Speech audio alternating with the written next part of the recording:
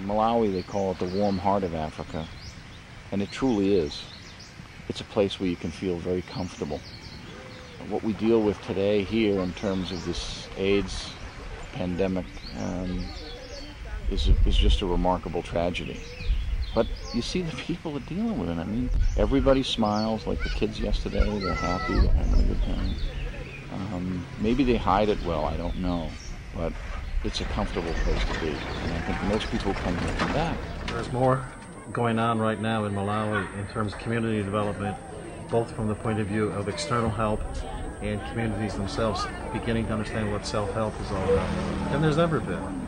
Now, it's not going to turn things around in a year, it's not going to turn things around in 5 years, and it's not going to do it even in 10, particularly when you're losing a high percentage of your population active, vibrant people, ages 15 to 45, when you're losing them to AIDS. Even though primary education is free, girls can't go to school unless they have dresses, and you can't go to school unless you have a shirt and a pair of pants if you're a boy. I mean, you have to have clothing to go to school. And you'll see when you get out in the villages, sometimes the shirts don't have buttons, they're tied together and they'll have a big hole and what have you, but at least they're clothes and they're in school. My projection would be next year we might have a bigger problem and we'll have more children who will be undernourished as compared to this year, because this year, there has been too much rain. And the schedule for the rain changed a little bit. It started a little bit earlier than people thought, and that makes the production, I think it will go down this year. And we should expect a lot of kids being undernourished.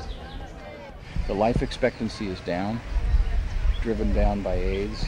Life expectancy, wasn't comparable to the United States anyway, but it's substantially reduced. The message is getting through, but there are still doubts, because AIDS is not a crystal clear disease the way tuberculosis is, or malaria, or cancer, or some other disease that's identifiable here in Africa.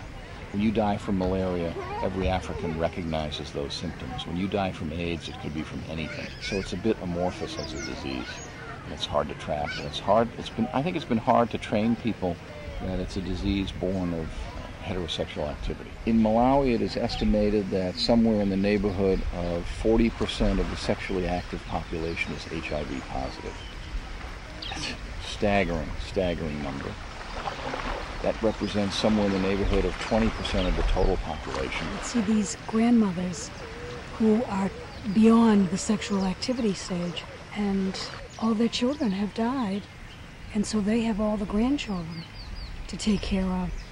They don't have enough land and enough strength to farm enough to feed them. It's very disheartening, cruel. It's awful to see.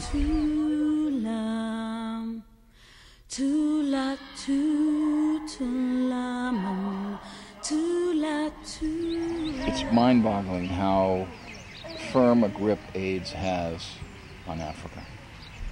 We talked to Sabali yesterday, and he said that 95% of the AIDS cases are advanced by heterosexual activity, 5% by all other hospitals, dirty needles, circumcision rites, mother's milk, things of that nature. Yes, it is. There has been a slight change, but I can still more see that there is a big problem of behavior change, because everything I'm looking at it is related to poverty, because especially women, they want to get some money to buy some food and has no any type of income. Prostitution is fairly common. The people who can afford prostitutes are what you might call the burgeoning middle class. The lawyers, the teachers, the more educated people, so they're the ones that are afflicted first. The country, at least in Malawi, moves by truck, and truck drivers fairly commonly involve themselves with prostitution, so they're a hot link for advancing the disease. The other aspects of AIDS, which are the children who are left behind, our encouragement really has got to be from the point of view of demonstrating that if you get the resources to the village, that African extended family, no matter how it's been ripped apart by disease, continues to exist, continues to function, and continues to have that same sense of unitedness that it did before. It's not something that people are focusing on now, but if you just let time take its course, no matter what is going to happen right now, there is going to be a generation lost in Africa. 50% at minimum of people in those vital ages are not going to survive. You can go into villages in Malawi that have been hit hard by AIDS, and you can see absolute blanks in the village population between the ages of, say, 18 and 40. There's nobody in the village. They're all younger than 18 or over 40.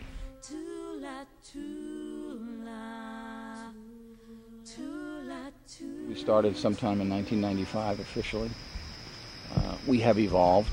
Initially, Malawi Childrens Village was viewed, we had an architect's concept of what Malawi Children's Village would be, and it was truly an orphanage in the conventional sense.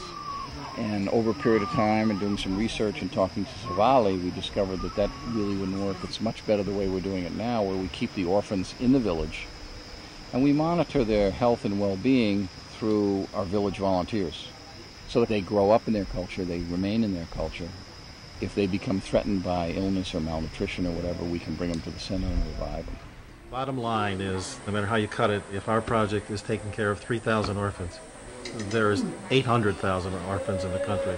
So the thoughts always has to be as to what's the model, what's our contribution to education about how orphans can be taken care of by their communities.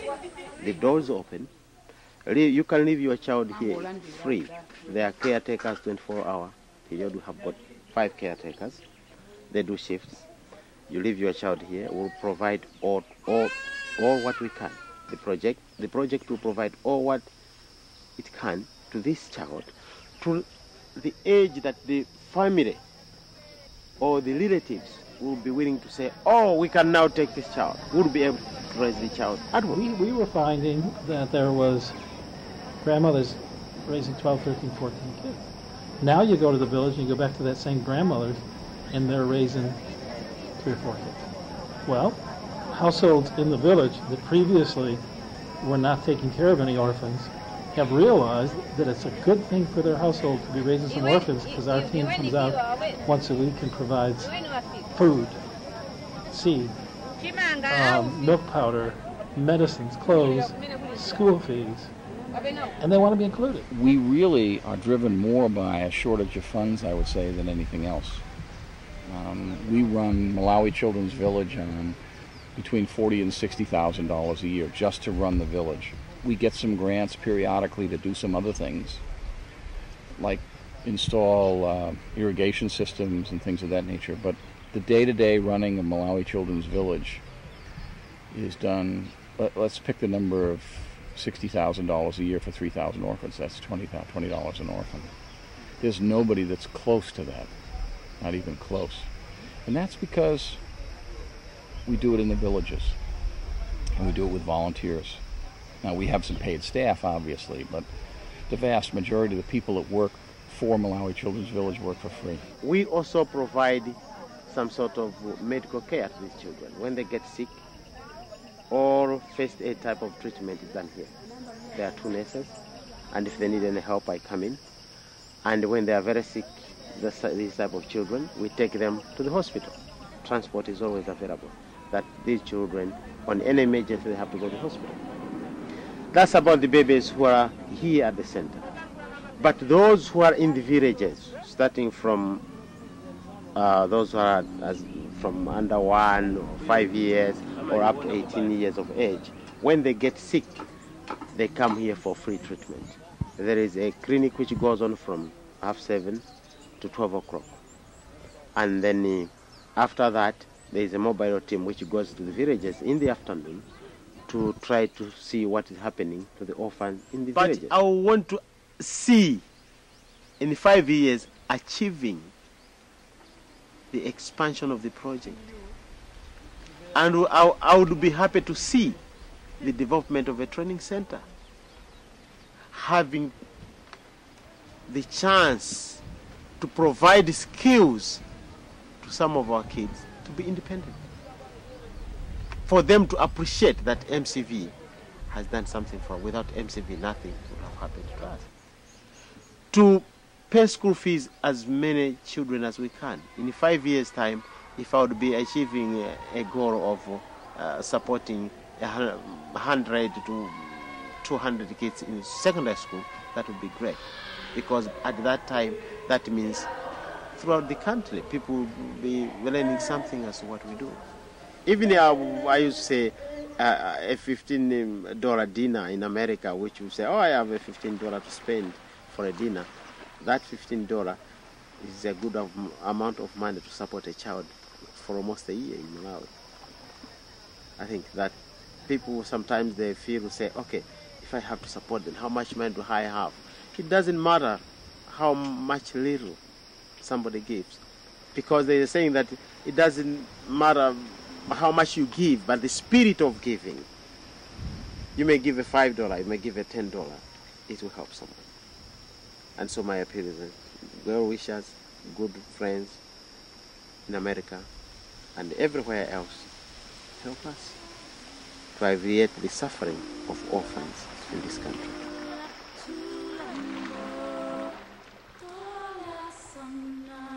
Tula, tula, tula,